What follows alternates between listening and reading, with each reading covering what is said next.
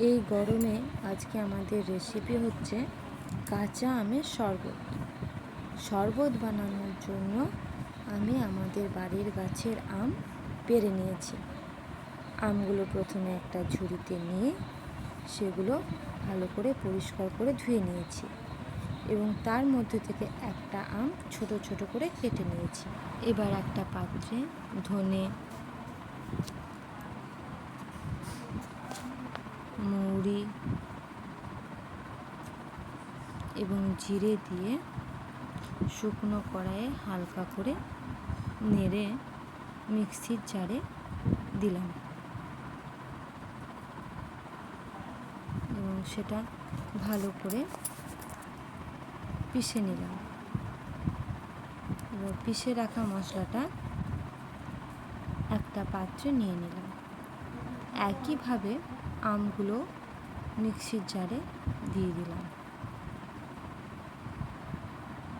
আমি এখানে একটা আম দিয়েছি এবং লঙ্কা দিয়েছি দুটো, 2 চামচ চিনি দিয়েছি।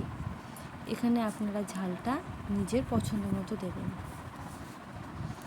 এবং ভালো করে আমি এগুলোকে পিষে নিলাম।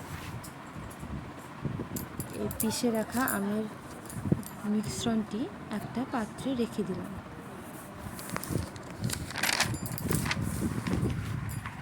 এবং তার মধ্যে আমি এখানে 3 গ্লাস মতো ঠান্ডা জল দিয়েছি। তার মধ্যে 1 চামচ মতো গোলমরিচ গুঁড়ো দিয়ে দিলাম।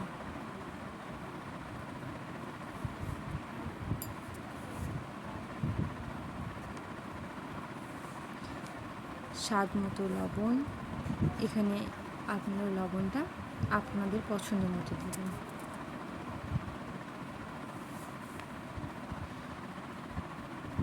এবং 1 চামচ আমি বিট লবণ দিয়েছি, 1 টুকরো লেবুর রস,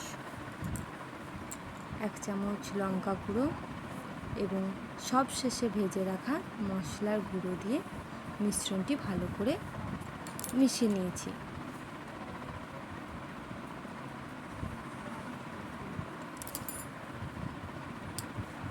ভালো করে মিশিয়ে নিলেই আমাদের শরবত রেডি। এই গরমে এই শরবতটি স্বাস্থ্যকর এবং এনার্জিবর্ধক। ভিডিওটি ভালো লাগলে লাইক এবং সাবস্ক্রাইব করুন। টাটা।